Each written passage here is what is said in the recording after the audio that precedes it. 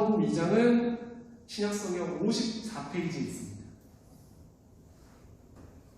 종이 넘어가는 소리가 안 들립니다.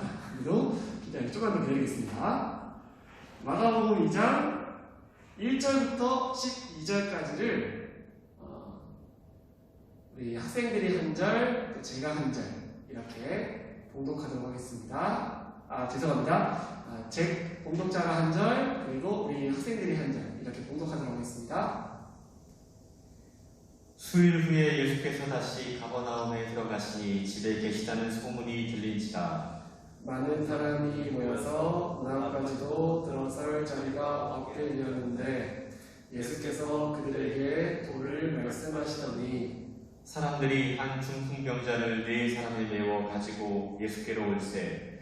우리들 때문에 예수께 들어갈 수 없으므로 그 계신 곳에 지붕을 뜯어 구멍을 내고 중풍병자가 누운 상을 달아내니 예수께서 그들의 믿음을 보시고 중풍병자에게 이르시되 작은 자야 내 죄사함을 받았느니라 하시니 어떤 서기관들이 거기 앉아서 마음에 생각하기를 이 사람이 어찌 이렇게 말하는가. 신성 모독이로다. 오직 하나님 한 분 외에는 누가 능히 죄를 사하겠느냐. 그들이 속으로 이렇게 생각하는 줄을 예수께서 곧 중심에 아시고 이르시되 어찌하여 이것을 마음에 생각하느냐. 중풍병자에게 내 죄사함을 받았느니라 하는 말과 일어나 내 상을 가지고 걸어가라 하는 말 중에 어느 것이 쉽겠느냐.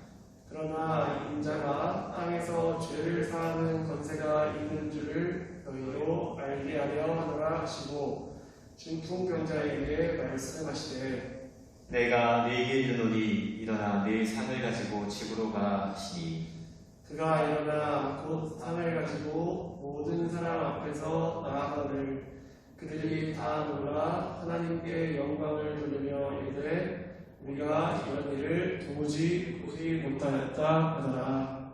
아멘. 잠시만요. 마스크가 안경에 걸렸습니다. 일부러 계획한 건 아니에요. 할렐루야. 지금 각자의 자리에서 예배드리고 있는 우리 로고스 엎드린 청소년교회 모든 청소년들을 진심으로 환영하고 축복합니다. 목사님이 현장 예배드리는 모습을 보고도 많이 놀랬고 또 새 친구들 등록하는 모습을 보고도 진짜 많이 놀랬는데 오늘 이렇게 온라인으로 예배드리는 모습을 보고 또 댓글하는 모습을 보고도 참 많은 감동 받습니다. 온라인으로 예배드리기 참 쉽지 않은데 그래도 집중하고 예배 시간 기억하고 예배드리는 모든 청소년들을 다시 한번 축복합니다. 또 그 자리에 하나님의 은혜가 함께하는 또 이 자리에서 같이 모여서 예배드릴 날을 기다립니다. 현장에 계신 우리 송준호 선생님 죄송한데 선풍기 좀 틀어주시겠어요? 맞습니다. 질문 한 가지 할게요. 조금 이따가 퀴즈 나가는 건데 혹시 세례를 받은 친구들 중에서는 들어봤을 것 같은데 그냥 들으세요. 저희 자리에서. 고마워요. 중생 성결 신유 재림 들어본 적 있나요? 들어본 사람도 있을 거고 못 들어본 사람도 있을 텐데 중생 성결 신유 재림은 사중복음이라고 해요. 사중복음. 중생 성결 신유 재림 이 네 가지가 되게 중요하다 이런 얘기인데 그런데 이 네 가지를 핵심이다.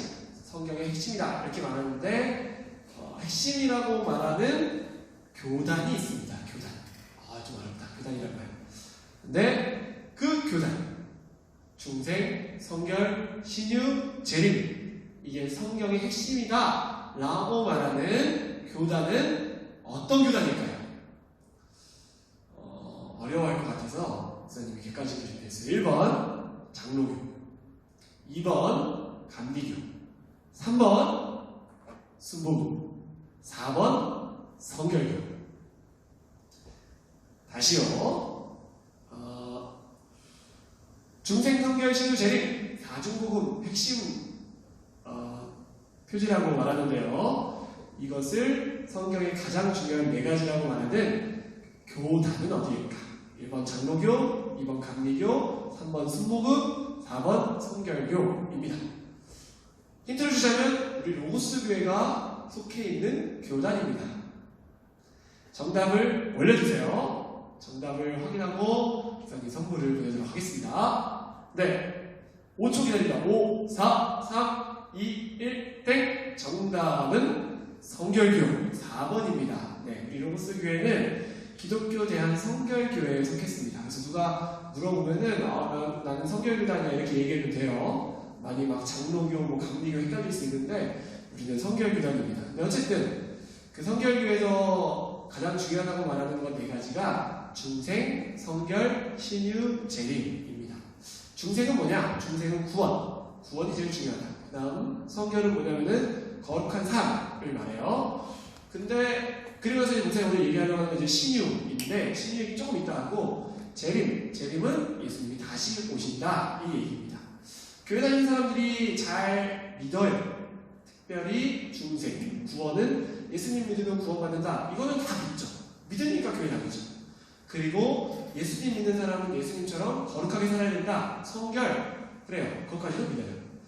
재림, 예수님은 다시 오신다.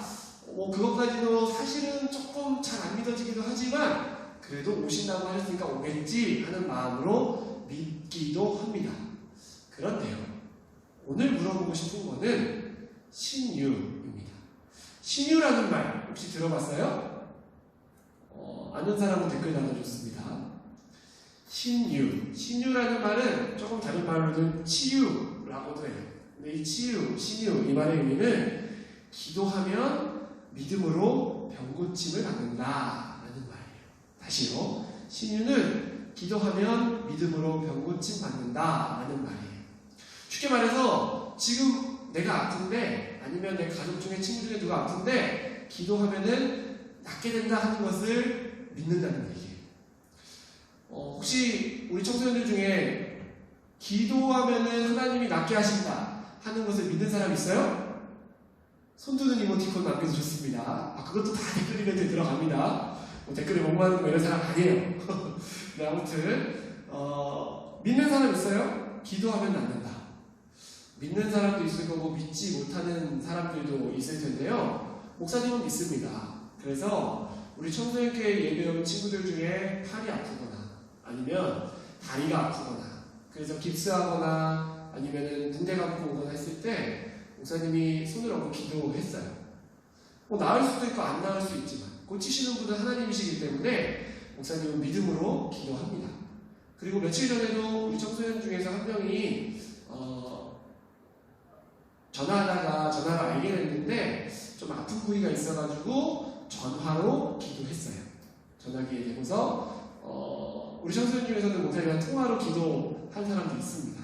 네, 전화로 기도하는 거 저도 처음에 이렇게 어색했는데 전화로 얼마든지 기도할 수 있어요. 어쨌든 아픈 사람이 있을 때 기도하면 낫는다. 우리 성결교단이 말하는 핵심 복음이고 목사님도 그것을 믿음으로 아픈 사람이 있을 때 손을 얹고 기도합니다. 그런데 그런 생각이 들잖아요. 만약 신유를 믿는다면 기도하면 낫는다는 것을 믿는다면 오늘 우리가 경험하고 있는 코로나 바이러스 감염증도 기도하면 깨끗하게 낫고 사라져야 되지 않을까? 그것도 질병이어서 질병관리청에서 다 관리하고 있는데 그러면 그 질병도 기도하면 깨끗하게 나아야 되는 거 아닐까 하는 생각이 들 수 있죠. 오늘 우리가 읽은 성경 말씀은 이 지금까지 앞서 얘기했던 신유, 치유에 대한 이야기입니다. 주일학교라고 안 하죠. 어린이 교회를 졸업한 친구들은 많이 들었던 얘기일 거예요. 예수님께서 말씀을 전하시는데 지붕을 뚫고 내려온 중풍병자를 고쳐주신 이야기. 오늘 성경이 그 이야기예요. 지붕이 뚫리고 사람들이 환자를 내려줘서 예수님이 그 사람의 중풍병을 낫게 하셨다. 그 얘기죠. 그런데 이 얘기는 2000년 전 이야기입니다. 2000년 전 얘기. 그리고 우리나라랑은 너무나 멀리 떨어져 있는 이스라엘 얘기예요. 혹시 이 이야기가 어떻게 들리나요? 그냥 성경에 나온 옛날 얘기처럼 들리세요? 아니면 혹시 극단적으로 믿습니다, 믿습니다 하기만 하면 무조건 낫게 해주신다는 그런 말씀으로 들리나요? 우리는 첨단 과학 문명 시대를 살아가고 있죠. 의학이 발달하고 과학이 발달하는. 그런데 이런 시대를 사는 우리에게 예수님이 말씀으로, 예수님이 기도로 병을 낫게 하셨다는 이 말씀은 도대체 우리에게 어떤 의미가 있을까요? 믿어지지도 믿는 것도 반신반의한데 이 말씀은 어떤 의미가 있을지 오늘 말씀을 통해 우리가 좀 알고 싶습니다. 오늘 말씀에는 치유하시는 예수님의 치유 원리가 담겨 있습니다. 예수님은 어떻게 치유를 베푸시나? 예수님은 어떻게 치유하시나? 쉽게 말할게요. 예수님은 어떻게 치유하시나? 하는 이야기가 오늘 본문에 나와요. 말씀을 통해 이 시대의 중풍병자는 누군지, 또 예수님의 치료는, 회복은 어떻게 일어나는지 함께 깨닫는 시간이기를 원합니다. 자, 그럼 말씀을 좀 살펴볼까요? 마가복음 2장을 좀 펴주세요. 마가복음 2장 1절부터 2절을 보면 이런 이야기가 나와요. 예수님이 가버나움이라는 마을에 들어가세요. 그 마을에 들어가셨다니까 예수님의 소문을 듣고 사람들이 막 몰려오는 거예요. 왜 그랬을까? 바로 앞에 1장을 보면은 예수님이 귀신도 쫓아내고 문둥병자도 낫게 하시고 병자들을 고쳐주셨다는 이야기가 이미 지역에 다 퍼진 거예요. 그러니까 예수님이 이제는 우리 마을에 오셨다 하는 소문이 들리니까 사람들이 엄청나게 몰려옵니다. 예수님이 집 안에 계셨는데요. 그 집 문 밖에 사람들이 막 엄청나게 줄을 장황하게 이른 거예요. 목사님이 이런 모습을 생각하면서 어떤 생각이 났냐면은 옛날 얘기긴 한데 롯데월드 개장했을 때 완전 처음 개장했을 때 아니에요. 오해하지 마세요. 롯데월드 개장 시간에 딱 가면은 정말 난리가 납니다. 입구가 특히 방학 기간 때 가면 우리 청소년들도 막 대학생들도 엄청 몰려와가지고 바글바글 해요. 그 입구가. 그런 느낌이었을 거예요. 롯데월드 입구에 엄청나게 사람들이 줄 서서 엄청나는 그 분위기. 근데 그 사람이 많아서 들어갈 수 없는 그 자리에 누가 오냐면은 중풍병자가 나타납니다. 중풍병자. 3절에 나오죠. 사람들이 한 중풍병자를 4사람을 메어가지고 예수께로 오셨습니다. 근데 이 중풍병, 혹시 중풍병이라는 병 들어본 적 있어요? 지금 우리가 쓰는 말로 쉽게 말하면은 중풍병은 지금도 있는 병인데 뇌졸중을 말해요. 목사님이 사전을 검색해보니까 뇌졸중은 뇌혈관 장애로 갑자기 정신을 잃고 넘어져 전신이나 반신 또는 신체 일부가 마비되는 병이라고 나와요. 무슨 말이냐? 뇌혈관에 문제가 생겨가지고 사람이 픽 쓰러져서 반쪽이 아니면 전신이 마비되어버리는 병을 중풍 또는 뇌졸중이라고 해요. 이 뇌 관련 질환은 지금 현대인들을 위협하는 급증하고 있는 무서운 질병입니다. 지금도 뇌졸중, 뇌출혈 때문에 쓰러지시고 또 돌아가시는 분들도 많이 있어요. 그렇게 무서운 병인데 성서시대에도 있었다는 거죠. 근데 우리가 오늘 읽은 성경에서는 뇌졸중은 뭐라고 얘기할까? 그거를 사전이 아니라 성경책 원어로 한번 찾아봤어요. 원어로 봤을 때 뇌졸중을 뭐라고 하냐면은 중풍병을 뭐라고 하냐면은 아무것도 할 수 없게 되다. 마비된 자라는 뜻을 갖습니다. 다시요. 중풍병자의 의미는 아무것도 할 수 없는 자, 마비된 자라는 의미예요. 지금 우리가 가는 의미와 같죠. 전신 혹은 반신을 움직일 수 없는 마비된 사람, 아무것도 할 수 없는 사람을 중풍병자라고 하는 거예요. 한마디로 중풍병자는 자기 힘으로 아무것도 할 수 없는 사람을 의미합니다. 그런데 성경시대에는 한 걸음 더 들어가요. 중풍병자 걸린 사람을 이스라엘 사회에서는 어떻게 봤냐면 그 사람이 죄를 지어서 하나님께 저주받았다고 받았습니다. 다시요. 중풍병 걸렸어. 막 몸도 못 움직이고 힘들어요. 근데 사람들은 그 사람을 보면서 아이고 저 사람 하나님께 죄 많이 지었구나. 하나님께 저주받았네 하고 쳐다봤다는 거예요. 중풍병자는 움직이지도 못하고 아무것도 못하는데 도움을 받기는커녕 사람들의 손가락질을 받고 죄 많은 사람, 저주받은 사람으로 사람들이 피하고 멀리했던 사람입니다. 바로 그 그 중풍병자가 오늘 예수님께 오는 거예요. 이상하죠? 아무것도 할 수 없는데, 마비돼서 움직일 수도 없는데 그 사람 어떻게 예수님께 왔으니까 다시 3절을 보면은 이렇게 나옵니다. 한 중풍병자를 4사람에 메워가지고 나가요. 이 중풍병자 곁에는 어떤 사람들이 있습니까? 4명의 사람들이 있습니다. 이 4사람은요 무엇을 했냐면은 중풍병자의 침상을 메고서 예수님께 데리고 왔어요. 한 구퉁이 잡고서.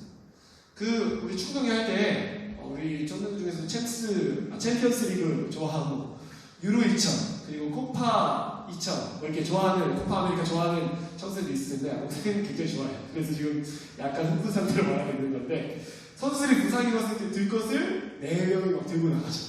그것처럼 중풍병자를 예수님께 데려가기 위해서 4명이 메고서 데려가준 거예요.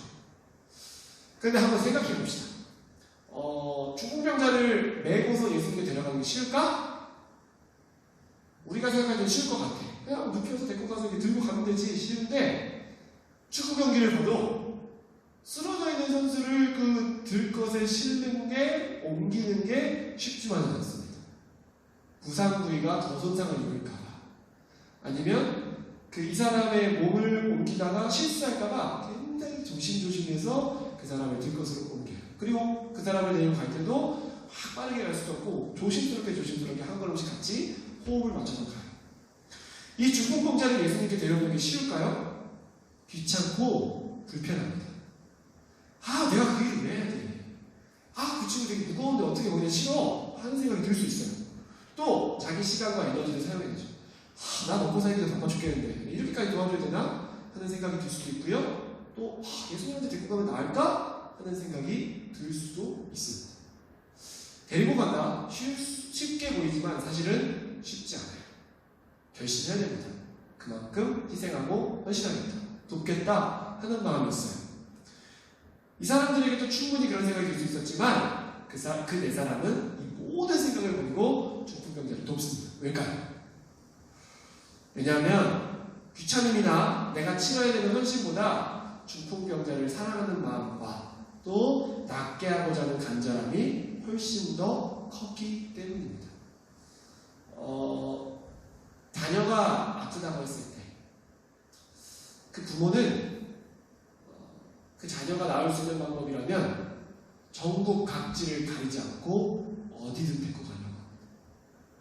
그리고 정말 수많은 돈을 지불해서라도 그 병을 낫게 하려고 하죠. 그게 부모의 간절함이에요. 그 간절함으로 이 친구들은 어떻게든 이 중풍병자를 낫게 하고 싶었던 거예요. 그래서 예수님께 그 중풍병자를 데려갑니다. 아무것도 할 수 없는 사람이 예수님을 만났는데 그 사람이 만날 수 있었던 방법은 무엇이냐? 도와주는 4명의 사람이 있었습니다.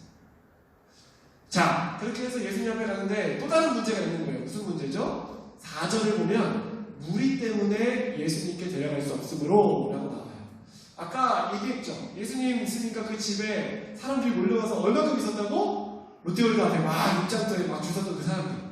조금 롯데월드 올드한것같아? 바꿔볼까? 에버랜드 앞에 막 서있는 그 사람들.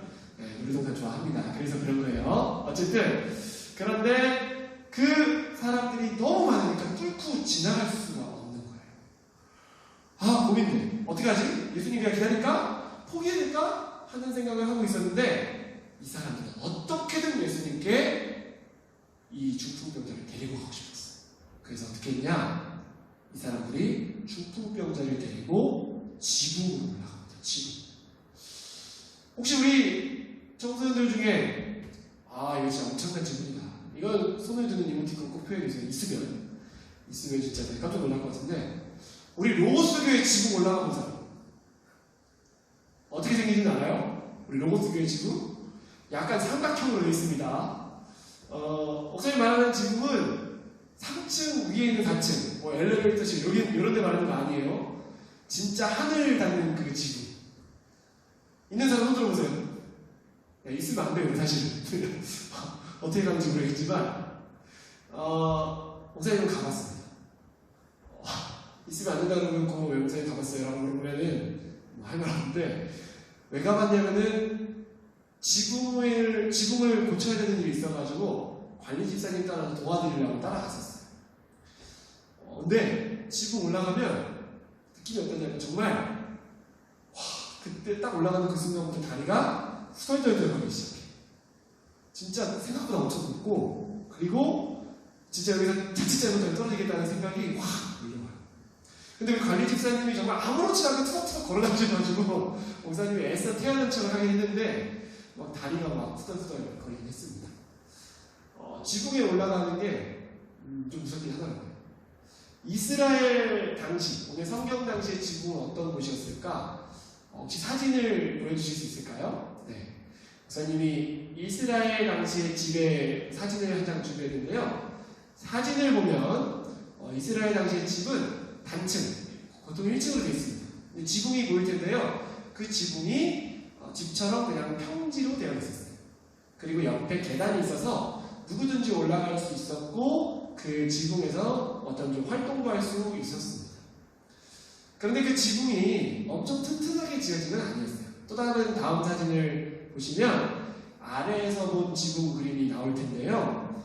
지붕은 나무로 중심을 잡아놓고 나머지 부분들은 이제 풀, 그리고 잎, 흙, 진흙 이런 걸로 막 뭉개가지고 그것을 단단하게 많이 뭉쳐놓은 게 이스라엘 당시의 지붕이었어요.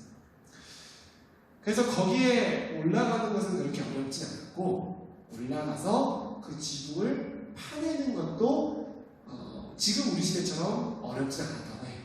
조금 노력하면 좀 애써서도 힘내면 할 수 있었다고 합니다. 그런데 한번 생각해봐.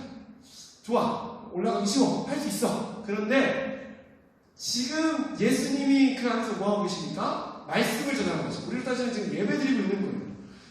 지금 목사님이 설교하고 있는 거예요. 그런데 지금 이 상황에 지붕을 팔 수 있을까? 천장을 뚫어버릴 수 있을까? 위에는 어린이 교실이 있는데 어린이 교실이 갑자기 지금 지붕 뚫어버릴 수 있을까요? 갑자기 막 위에서 두둑두둑 이런 소리 나면 어떨까? 지금 여기 있는 우리 청소년들 너무너무 사랑하는 청소년 예배를 너무너무 사랑하는 우리 송진호 선생님이 막 뛰어갈 거예요. 그럴 거라고 믿습니다. 예, 그래서 지금 예배 드리는데 뭐 이렇게 방해하냐고 하면서 그 사람들 제지하려고 하고 막 그럴 거예요. 후두후두 막 먼지가 떨어지고 막 이런다고 생각해요. 사람들이 막 웅성웅성거리고 말씀 전하는 예수님도 놀랐을 거예요. 그 집이 막 지붕이 뜯어지기 시작할 때 거기서 제일 놀란 사람은 누굴까? 목사님 생각할 때는 그 집주인이 제일 놀랐을 것 같습니다. 무슨 일이야 우리 집이! 하면서 깜짝 놀랐을 텐데 사람들이 막 그 긴급한 상황 또 놀란 상황에 예수님은 이 기상천외하고 위험천만한 방법을 사람들과는 조금 다른 눈으로 말한 것입니다. 예수님은 갑자기 지붕이 뚫리고 시끄러운 소리가 나고 흙먼지가 떨어지고 있는 상황 가운데 그 모습을 이렇게 보시는데요. 마가복음 2장 5절 우리 있는 자리에서 같이 읽겠습니다. 시작! 예수께서 그들의 믿음을 보시고 중풍병자에게 이르시되 작은 자야 내 죄사함을 받았느니라 하시니 아멘. 사람들은 막 놀랬을 거예요. 뭐야 왜 갑자기 지붕을 뚫어? 무슨 일이야? 막 이랬을 텐데 예수님은 무엇을 보셨다고 합니까? 그들의 믿음을 보셨다라고 말해요. 믿음. 그들의 믿음은 도대체 무엇이었을까요? 예수님이 보신 것은 지금 여기 지붕이 뚫리는 게 중요한 게 아니었어요. 지금 말씀을 하다가 말씀을 전하지 못하게 된 소란스러운 상황이 문제가 아니었어요. 예수님이 보신 것은 이렇게라도 이 친구를 예수님께 데려와서 낫게 하고자 하는 간절함이 보였습니다. 예수님은 어떻게든 4명의 친구가 중풍병자가 낫기를 바라며 데려왔던 그 간절, 도저히 들어갈 수 없게 되자 방법을 고민하고 지붕을 뚫기까지 집주인에게 또는 말씀 듣는 사람들에게 어쩌면 예수님에게 조금은 피해가 갈 거라는 것을 알면서도 친구를 어떻게든 낫게 하고자 했던 그 간절함이 예수님께 보였어요. 그 간절함을 보고 예수님 뭐라고 하십니까? 그들의 믿음을 보셨다고 말씀하십니다. 그런데 목사님이 하고 싶은 얘기가 있어요. 이 간절함은 어떤 믿음입니까? 예수님 당신이 하나님의 아들인 줄 믿습니다. 당신이 나를 죄를 용서해 줄 줄 믿습니다. 그래서 당신이 내 삶을 잘 되게 하실 줄 믿습니다. 그런 믿음입니까? 아니에요. 그냥 예수님이라면 그래도 낫게 해주시지 않을까? 내가 다른 걸로는 아무것도 할 수가 없었는데 도저히 아무것도 내 병을 낫게 하지 못했는데 그래 예수님은 낫게 한다는데 우리 지푸라기라도 잡는 심정으로 이것밖에는 방법이 없으니까 어쩔 수 없이 한번 가보자 하는 마음으로 그들은 왔을 거예요. 우리가 아는 믿음이랑 좀 다릅니다.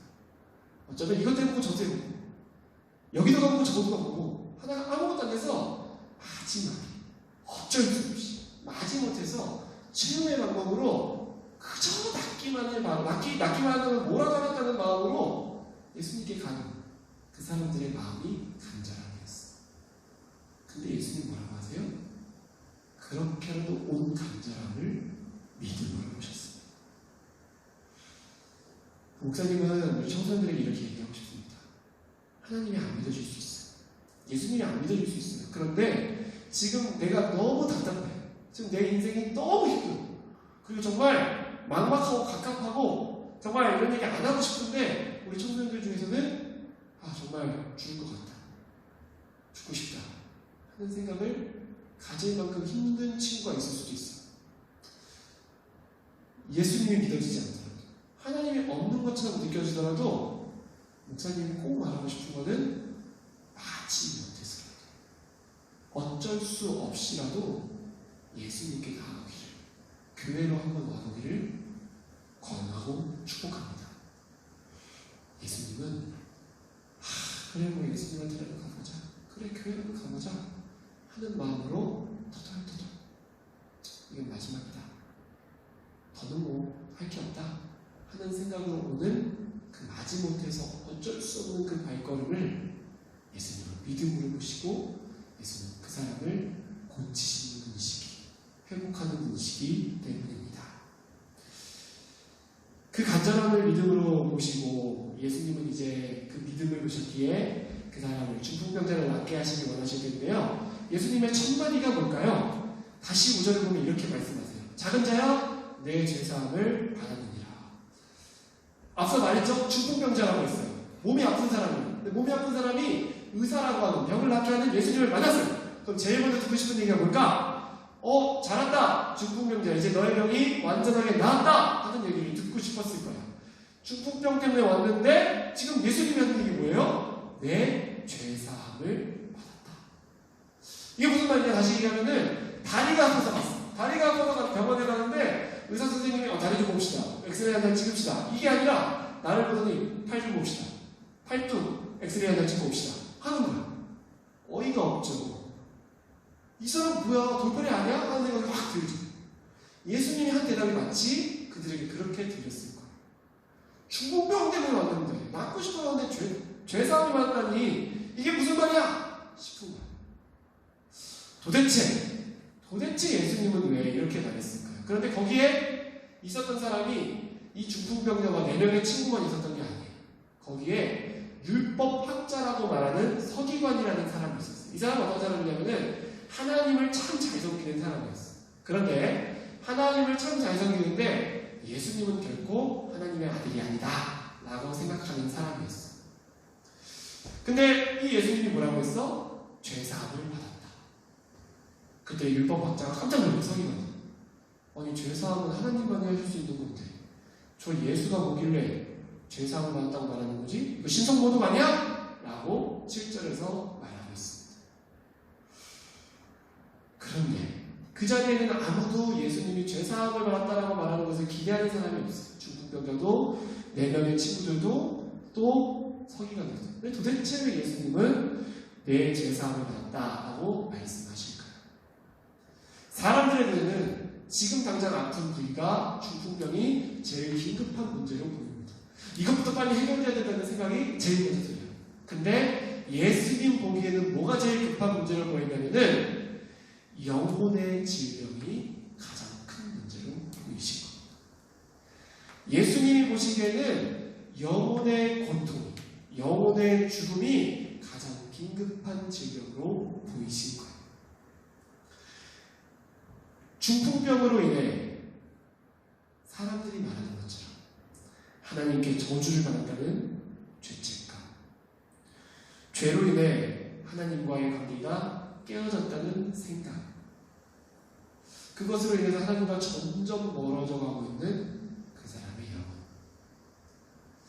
예수님은 그걸 먼저 고쳐주기 원하신 겁니다. 아들아, 너의 죄가 사함을 받았다. 하나님은 지금도 너를 사랑하십니다. 하나님은 지금도 너와 함께하기 원하십니다. 하나님은 지금도 너를 낫게 하기 원하신다. 그 질병은 결코 저주가 아니다. 하나님이 너에게 내리신 벌이 아니다. 하나님은 오늘도 너를 사랑하신다. 하나님과의 관계를 회복하는 것이 가장 먼저다. 그렇게 하나님은, 예수님은 지금 그 중풍병자에게 내 죄사함을 받았다라고 말씀하시는 거. 뿐만 아니라 서기관이 있는데 왜 자신이 하나님이라고 예수님은 왜 죄사함을 받았다라고 말씀하신 걸까요? 그 말 그대로입니다. 예수님은 일부러 사람들 앞에서 내가 죄사함을 행할 수 있는 하나님의 아들이다, 내가 죄사함을 명할 수 있는 메시아다, 예수님이 스스로 증명하시는 겁니다. 그러고 나서 뭐가 있나요? 메시아로서 육신을 고쳐주겠다, 영혼을 고쳐주고 육신을 고쳐주겠다 라고 행하시는 거죠. 그래서 11절은 이렇게 나옵니다. 내가 네게 이르노니 일어나 내 상을 가지고 집으로 가. 영혼을 고쳐주시는 예수님은 이제 육신을 고쳐주십니다. 중풍병자의 영혼의 질병, 하나님과 멀어져 있는 질병뿐만 아니라 예수님은 이제 육신의 질병, 육신의 문제를 해결해 주시는 거예요. 근데 이런 생각이 들 수 있어요. 아, 그러면 중풍병부터 낫게 해주시지. 내 병이 나왔으면 그 자리에서 바로 와, 하나님 진짜 살아계시다, 내가 하나님 믿습니다 라고 말하지 않을까 하는 생각이 들 수 있어요. 우리도 한번 생각해볼까요? 내가 지금 어떤 문제를 갖고 있어. 또 내가 어디가 아파. 그러면 어떤 생각이 들어요? 하나님 기도할 때 내가 한 번에 낫게 해주세요. 그럼 내가 믿을 것 같아요 하는 생각이 들어요. 근데 우리가 하나님께 어떤 문제를 가지고 기도할 때, 하나님께 내 아픈 부위를 가지고 기도할 때 하나님이 단번에 고쳐주시지 않을 때가 있다는 거죠. 그때 하나님은 나에게 물어보시는 거예요. 너의 영혼은 어떻니? 지금 나와의 관계는 어떻니? 내가 너를 사랑하는 거 너 여전히 알고 있니? 너 여전히 나를 사랑하고 있니? 하나님은 그거부터 물어보시는 거예요. 왜 그러실까? 낫게 해주시면 내가 그때부터 정말 많이 사랑할 텐데, 낫게 해주시면 내가 정말 좋아할 텐데 왜 하나님은 순서를 꼭 영혼부터 낫게 하시고 몸을 낫게 하실까? 질문이 들죠. 이렇게 물어볼게요. 육신의 병이 나와서, 중풍병이 나와서 하나님 사랑해요 감사해요 했어요. 그런데 만약에 또다시 살다가 중풍병이 걸린다면 어떨까요? 또다시 살다가 다른 문제가 생기면 어떨까요? 또다시 살다가 다른 병에 걸리면 어떨까요? 그때 하나님에 대한 생각이 어떨까요? 하나님이 또 나한테 저주하셨네? 또 하나님 나를 버리셨네? 또 하나님 나를 미워하시네? 또 하나님 나를 힘들게 하시네? 하는 마음으로 하나님과 다시 또 멀어질 수 있습니다. 그런데요, 하나님과의 관계가 먼저 회복되면 중풍병이 치유되고 나서 그 다음에 중풍병을 만나더라도 그때 고쳐주셨던 하나님을 다시 생각할 수 있습니다. 나를 고쳐주셨던 하나님, 내가 다시 만났던 그 하나님이 중풍병을 고쳐주셨듯이 이번에 만난 병도 그때처럼 고쳐주실 것을 믿습니다.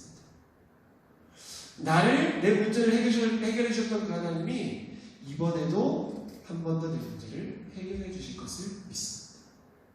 하나님과의 관계가 먼저 확립되어 있다면 다음 문제가 왔을 때 그 문제 때문에 하나님과의 관계가 깨지는 게 아니라 다음 문제가 오더라도 하나님과의 관계 때문에 그 문제를 하나님과 함께 이겨낼 수 있다는 거죠.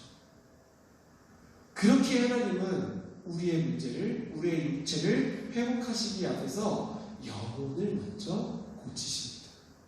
사랑하는 아들아, 사랑하는 내가 너를 고칠 수 있다는 것을 지금도 믿니? 내가 너를 회복할 수 있다는 것을 지금도 믿니? 내가 너와 함께하고 내가 너의 몸을, 내가 너의 문제를 반드시 해결할 것이다. 그렇게 하나님의 치유 순서는 영혼을 회복하신 후에 우리의 문제, 우리의 질병을 회복시키십니다. 그렇다면 오늘 우리가 말씀을 볼 때 이 시대의 중풍병자는 누구일까요? 이 시대의 중풍병은 무엇일까요? 앞서 목사님 얘기한 것처럼 중풍병은 성경의 관점으로 볼 때 아무것도 할 수 없게 된 자를 중풍병자라고 했습니다. 그렇다면 이 시대에 아무것도 하지 못하게 하는 중풍병은 무엇일까요? 어떤 친구는 중풍병과 같은 몸의 질병이 너무 나를 좌절하고 안타깝게 해서 아무것도 하지 못하게 만드는지도 몰라요. 병이 중풍병이죠. 또 어떤 친구는 우리 집이 너무 가난해서 내가 하고 싶은 건 아무것도 못하게 한다는 경제적인 어려움이 그 친구에게는 중풍병일 수도 있습니다. 또 어떤 친구에게는 내가 성적이 너무 낮아서 난 내가 하고 싶은 걸 하지 못할 거야 라는 생각이 중풍병일 수도 있죠. 또 친구 관계가 나는 인간관계가 좋지 않으니까 학교 생활이 너무 힘드니까 내 미래는 암담할 거야 하면서 아무것도 하지 못하겠는 마음을 들게 하는 게 중풍병일 수도 있습니다. 그게 심해지면 어떻게 됩니까? 무기력증으로 가죠. 아무것도 할 수 없다는 생각, 모양은 다르지만 다양한 이 시대의 중풍병이 우리의 삶을 짓누릅니다. 오늘 성경은 어떻게 말하나요? 이 무기력하게 하는 병을 낫게 하는 방법을 뭐라고 말합니까? 예수님께 나오라고 합니다. 근데요, 아무것도 할 수 없을 때 예수님께 나오기 싫을까? 목사님도 목사지만 너무 어려워요. 예수님, 기도도 잘 안 나오고 성경 한 구절 읽는 것도 좀 어렵습니다. 못 읽겠어요, 사실. 눈에 안 들어와요. 그리고 설교도 들어도 귀에 잘 들리지도 않아요. 그리고 교회를 별로 가고 싶지 않을 때도 있어요. 그게 무기력한 거죠. 아무것도 하기 싫고 다 포기하고 싶은 마음인 거죠. 내 혼자 힘으로는 하나님께 나아갈 수도 없어요. 근데 성경은 뭐라고 합니까? 힘들면, 무기력하면, 아무것도 할 수 없으면 하나님께 나와야 된다고 말합니다. 그럼 도대체 어떻게 나오는 얘기입니까? 중풍병자 어떻게 나왔습니까? 내 사람이 데리고 나왔습니다. 질문하겠습니다. 내가 너무 힘들 때, 내가 너무 괴로울 때, 내 인생의 문제 앞에서 슬퍼하고 낙담해 있을 때 나를 하나님께 가자고 했던 사람은 누굽니까?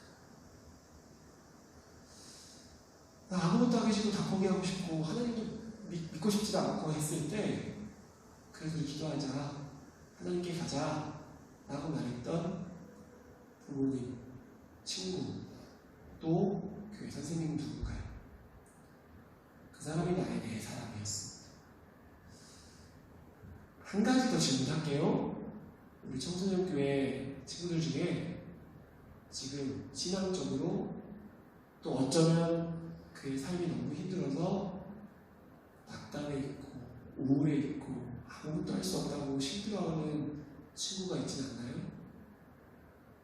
오늘 말씀 들으면 생각났다면 내가 그 친구의 내 사람이 되어야 합니다.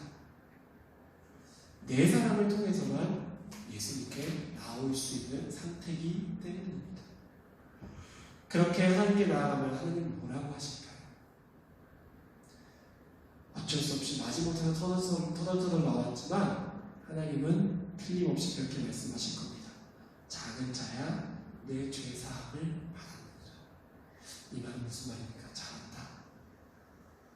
내가 너의 죄를 깨끗하게 씻는다. 내가 너를 사랑해. 내가 너와 함께한다. 내가 너를 낫게 해줄게. 내가 너의 문제를 해결해 줄게. 나를 믿어. 예수님은 그거를 말씀하시는 거예요. 그거를 믿기 시작할 때 예수님 그래도 나와 함께 하시는구나.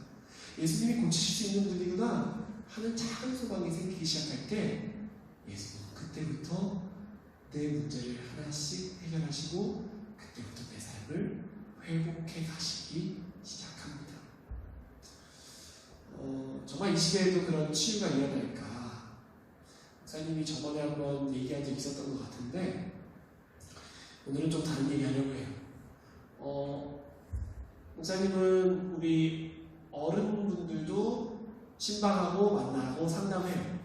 그런데 한 분은 작년에 만났었는데 그분이 어떤 질병 때문에 많이 걱정하셨어요. 두려운 마음이 좀 크셨어요. 그리고 집안에 있는 문제 때문에 목사님 우리 집안에 왜 이렇게 문제가 많은지 또 내 몸은 왜 이렇게 약한지 검사받을 날에 너무 두려워하고 정말 마음이 많이 무너진 분이 계셨어요. 근데 그때 목사님이 조심스럽게 그분께 여쭤봤어요. 혹시 하나님과의 관계가 어떠세요? 하나님이 어떤 분이라고 생각되세요? 그분이 뭐라고 했을까? 하나님 무서워요. 하나님 나를 벌하실 것 같아요. 하나님 너무 두려워요. 라고 말씀하시더라고요. 이야기를 다 듣고 나서 목사님이 한 가지를 권면드렸어요. 성도님, 제가 병을 낫게 해드릴 수는 없습니다. 하지만 하나님과의 관계를 회복하실 수 있도록 제가 도울 수는 있습니다. 그러면서 이렇게 소개했어요. 하나님은 사랑의 하나님, 선하신 하나님, 인자하신 하나님, 함께 하신 하나님, 실수가 없으신 하나님, 한계가 없으신 하나님이십니다. 사랑이 끝이 없으신 하나님이십니다. 그 하나님과의 관계를 다시 회복하기를 부탁드렸습니다. 다시 예배 자리로 오라고 말씀드렸고, 말씀을 들으면서 사랑의 하나님, 인자하신 하나님, 용서하신 하나님, 선하신 하나님을 만나기를 권면드렸고 목사님과 함께 기도했어요. 그분은 목사님 부탁드린 대로 매주 방역수칙을 지키면서 예배를 나오셨고 그 예배를 통해서 하나님과의 관계가 많이 회복됐습니다. 작년에 어떤 병 검사를 받기 위해서 병원에 가셨었는데요. 병원으로부터 이런 진단을 받으셨어요. 6개월 뒤에 다시 오세요. 이게 혹시 무슨 말인지 아세요? 원래는 더 짧게 병원에서 빨리 오라고 할까봐 많이 걱정하셨었고 당장 입원해야 된다고 할까봐 많이 걱정하셨었어요. 6개월 뒤에 다시 오라는 얘기는 많이 좋아졌습니다. 잘 관리하시고 조절하시다가 또 6개월 뒤에 한 번 더 지켜봅시다. 완쾌까지는 아니었지만 그분 마음을 얼마나 감사한 마음이 들었는지 또 함께 기도했던 목사님 마음도 얼마나 감사했는지 모릅니다. 지금도 여전히 그분의 마음에 두려움이 찾아올 때도 있고 또 그분이 또 다음을 접사받을 날을 생각하면서 염려하실 때도 있지만 목사님 말해요. 하나님은 사랑의 하나님, 선하신 하나님, 인자하신 하나님입니다. 하나님이 우리 성도님의 마음을 육신을 그때처럼 고치실 줄 믿습니다. 그렇다면 저는 한 가지만 더 질문할게요. 병에 걸리면 무조건 교회 와야 될까요? 어떤 분들은 병에 걸리면 믿음으로 기도를 고친다고 하면서 병원에 가지 않는 분들이 있어요. 그런데 그리스도인들은 결코 영혼과 육체를 분리해서 생각해서는 안 됩니다. 우리가 기억해야 될 것은 의학 기술도 또 치료 방법도 또 약물도 하나님의 피조물이라는 것을 우리가 믿어야 합니다. 옛날 얘기인데 할까 말까 고민을 하는 건데 할까 말까 고민을 하지 말아야 되는데 할게요. 근데 어떤 사람이 홍수가 나가지고 지붕에 올라갔어. 지붕에 올라갔어. 그런데 기도하고 있었는데 하나님 날 고쳐주세요. 날 구해주세요. 기도하고 있었는데 헬리콥터가 왔어. 근데 그 사람이 헬리콥터에 갈아갔어. 나 헬리콥터 필요 없어요. 하나님이 나 구해주실 거예요. 물이 차오르었습니다. 보트가 왔어요. 보트 안 타도 죽습니다. 가세요. 하나님 구해주실 거예요. 보트가 왔습니다. 마지막 비행기가 막 와가지고 사다리를 툭 던져주면서 이거 안 잡으면 죽어요. 근데 그 사람이 필요 없어요. 가라. 그 사람이 어떻게 됐을까? 하나님이 탁 구해주셨을까? 그 사람이 홍수에 빠져서 죽었습니다. 천국에 가서 하나님한테 원망했어요. 하나님 내가 기다렸는데 왜 안 구하셨어요? 원망했어요. 하나님 뭐라고 하셨을까? 내가 너를 위해서 그 땅에서 배도 보냈고 헬기도 보냈고 비행기도 보냈는데 왜 그거를 붙잡지 않아요? 무조건 기도만 해야 될까요? 기도도 해야 됩니다. 하지만 하나님이 우리에게 허락하신 치료의 방법도 택하는 것이 보편적으로 또 하나님이 가르쳐 주신 치료받는 방법입니다. 이 시대에 하나님의 신유는 어떻게 일어날까요? 병원만 가면 될까요? 그렇지 않죠. 우리 믿는 사람들은 하나님 앞에서 기도하며 치료받기를 힘써야 합니다. 하나님, 내가 하나님 앞에 죄지었던 부분들 고백하고 하나님, 내가 하나님을 믿습니다. 내가 하나님께 한 걸음 더 나아갑니다. 하나님은 오늘도 나를 사랑하시고 하나님은 내 모든 삶을 고치시고 회복하실 수 있는 분인 줄 믿습니다. 그 기도와 함께 치료받기를 힘쓰고 또 회복시켜 주실 하나님께 기도하십시오. 오늘 우리는 예수님이 고치시는 방법을 배웠습니다. 가장 먼저 예수님은 우리의 영혼의 회복이 중요하다. 하나님이 고치신다는 믿음, 하나님이 함께 하신다는 믿음, 하나님이 사랑하신다는 믿음을 회복할 때 우리의 문제와 우리의 육체의 질병을 회복하시고 우리의 삶을 회복시키실 하나님을 경험한다고 말씀하십니다. 어떤 문제 앞에 어떤 아무것도 할 수 없는 상황 가운데 있습니까? 우리 청소년들이 지금 그 문제 앞에서 하나님께 기도하고 다시 하나님과의 관계를 회복하고 나를 낫게 하시는 하나님, 나를 사랑하시는 하나님, 내 문제를 해결하시는 하나님께 내 문제를 내려놓고 다음으로 우리 삶의 기도 제목이 응답받고 삶이 회복되는 강건케 되는 우리 청소년들 되기를 예수님의 이름으로 축복합니다. 함께 찬양하겠습니다.